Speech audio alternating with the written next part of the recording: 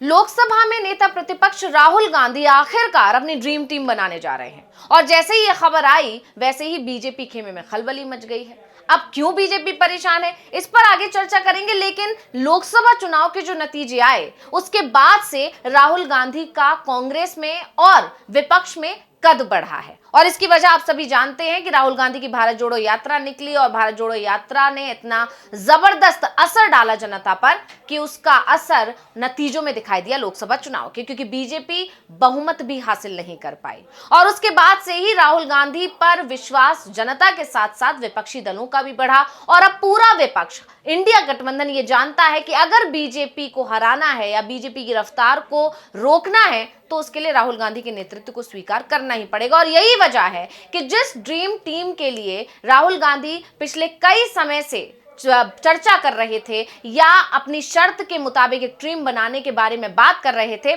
आखिरकार अब वो टीम वो बना रहे हैं और इसकी शुरुआत हो चुकी है। और ये ड्रीम टीम जो राहुल गांधी बनाना चाह रहे हैं इसकी शुरुआत हुई है हरियाणा विधानसभा चुनाव और महाराष्ट्र विधानसभा चुनाव और दिल्ली विधानसभा चुनाव में जिस तरह से कांग्रेस को बड़ा झटका लगा है, उसके बाद से अब कांग्रेस और तमाम लोग ये मान रहे हैं कि अब राहुल गांधी को फ्री हैंड देना चाहिए और राहुल गांधी जिस तरह से काम करना चाहते हैं उस तरह से उन्हें काम करने देना चाहिए। फिलहाल बात करें अगर राहुल गांधी की राजनीति में सक्रियता की तो 2004 से ही वो राजनीति में सक्रिय हैं। वो कांग्रेस को एक युवा रूप देना चाहते हैं। शुरुआत से वो इस बात पर जोर डालते रहे हैं कि युवाओं को जगह मिलनी चाहिए, कांग्रेस में अब आगे युवाओं को बढ़ाना चाहिए, क्योंकि युवा एक नई सोच के साथ काम करेंगे, नए आइडियाज के साथ काम करेंगे जो कि कांग्रेस की बेहतरी के लिए अच्छा होगा। जिस तरह से हरियाणा, महाराष्ट्र और दिल्ली के नतीजे आए और सबसे ज्यादा चर्चा हरियाणा चुनाव की इसलिए करेंगे क्योंकि हरियाणा में कांग्रेस और बीजेपी के बीच मुकाबला था, कड़ा मुकाबला था, कांटे की टक्कर थी और यह माना जा रहा था कि कांग्रेस की लहर है, कांग्रेस हरियाणा में जीतेगी, ये 100% इस चीज के दावे किए जा रहे थे। लेकिन जब नतीजे आए तो कांग्रेस को बहुत करारा झटका लगा। हालांकि एक तरह से यह भी कहा जा रहा है कि हरियाणा में जो हार हुई है उसके पीछे ईवीएम और चुनाव आयोग जिम्मेदार है, लेकिन इस हार के बाद से अब राहुल गांधी फिर से अपनी टीम बना रहे हैं और अपनी शर्तों पर उस टीम को बनाना चाहते हैं, या यूं कहा जाए कि वो पार्टी के पुराने नेताओं को रिप्लेस करना चाहते हैं। लेकिन कांग्रेस में उन्हें अनुभवी नेताओं की जगह युवा चेहरों को लाने की अनुमति मिलेगी, यह सवाल लंबे समय से उठ रहा था। लेकिन अब क्योंकि जो बदलाव की जो प्रक्रिया शुरू हो चुकी है उसको देखकर यह कहा जा सकता है कि अब राहुल गांधी अपनी शर्तों पर काम कर रहे हैं।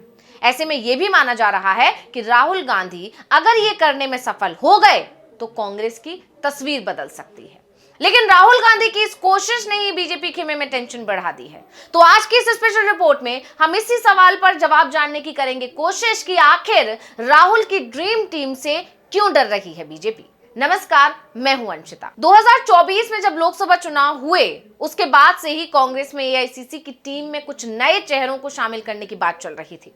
राजनीति के गलियारों में चर्चा इस बात की थी कि मध्य प्रदेश से भी कांग्रेस के कुछ नए नेताओं को एआईसीसी की टीम में शामिल करके राष्ट्रीय स्तर पर बड़ा चेहरा बनाया जा सकता है, क्योंकि आप जानते हैं मध्य प्रदेश में कांग्रेस का एक अच्छा खासा जनाधार था, लेकिन धीरे धीरे कांग्रेस वहां कमजोर होती चली गई। इसलिए इस बार मध्य प्रदेश पर भी अच्छा खासा फोकस कांग्रेस की तरफ से किया जा रहा है। दरअसल इस बात की चर्चा इसलिए हो रही है क्योंकि राहुल गांधी तो लगातार चाहते थे कि वो अपनी ड्रीम टीम बनाए और उसके सहारे से ही, उसके साथ ही वो इस चुनावी मैदान में उतरे। लेकिन जब राहुल गांधी की सुनी नहीं गई और हरियाणा के बाद महाराष्ट्र और फिर दिल्ली में पार्टी को करारा झटका लगा, तो इसके बाद से एक बार फिर कांग्रेस पार्टी के अंदर चिंतन मंथन शुरू हो गया और पार्टी के अंदर अब बड़े बदलाव किए जा रहे हैं।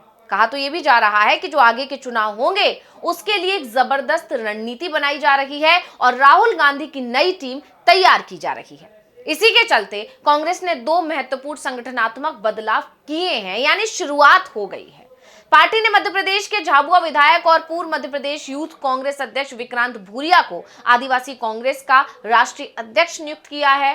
वहीं पूर्व केंद्रीय मंत्री भक्त चरण दास को ओडिशा प्रदेश कांग्रेस कमेटी का अध्यक्ष बनाया गया है। कांग्रेस के संगठन महासचिव केसी वेणुगोपाल ने दोनों नेताओं को नियुक्ति पत्र जारी किया और उन्हें तत्काल प्रभाव से अपने नए दायित्व संभालने का निर्देश दिया है।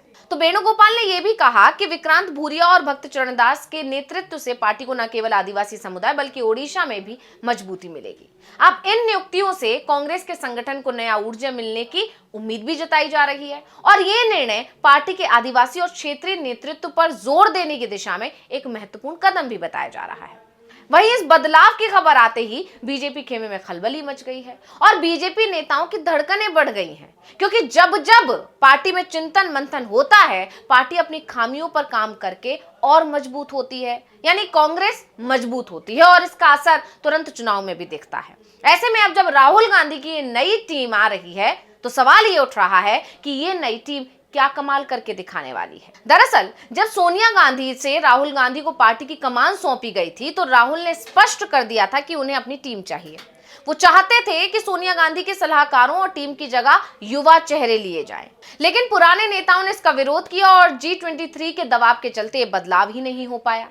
कांग्रेस के चुनावी नुकसान के साथ पुराने नेताओं की पकड़ और मजबूत होती चली गई और राहुल गांधी को यह भी समझ आ गया कि युवाओं को अपनी बारी का इंतजार करना होगा। इसलिए राहुल गांधी ने उस समय इस मामले को ठंडे बस्ते में डाल दिया। लेकिन अब जब राहुल गांधी के हाथ में पूरी कमान आ चुकी है, लोकसभा चुनाव से पहले जिस तरह से भारत जोड़ो यात्रा राहुल गांधी ने निकाली और उसका असर लोकसभा चुनाव के नतीजों में भी दिखाई दिया, यहां तक कि लोकसभा चुनाव से पहले जो कर्नाटक विधानसभा चुनाव हुए थे, हिमाचल विधानसभा चुनाव हुए थे, वहां पर भी कांग्रेस का बहुत अच्छा प्रदर्शन रहा। उसके बाद से राहुल गांधी ने अब ये संदेश दे दिया अपने पार्टी के तमाम नेताओं को, कार्यकर्ताओं को, कि अब वही होगा जो राहुल गांधी करना चाहते हैं। और इसके साथ ही जिस तरह से लोकसभा चुनाव में प्रदर्शन रहा, उसके बाद अब इंडिया गठबंधन के विपक्षी दल भी ये मानते हैं कि राहुल गांधी जो फैसला लेंगे वो पार्टी हित में होगा। इसलिए अब राहुल गांधी को फ्री हैंड दिया जा रहा है और राहुल गांधी ने ये तय कर लिया है कि आगे के जो चुनाव होंगे उससे पहले